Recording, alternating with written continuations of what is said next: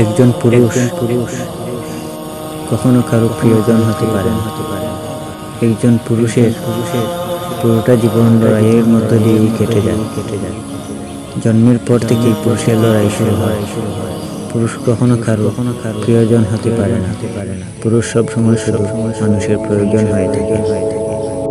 একজন পুরুষ তার মা বাবার প্রয়োজন, একজন পুরুষ তার বোনের প্রয়োজন, একজন পুরুষ তার স্ত্রীর প্রয়োজন, একজন পুরুষ তার সন্তানের প্রয়োজন। পুরুষ কখনো সে স্বাধীনভাবে চলাফেরা করতে পারে না।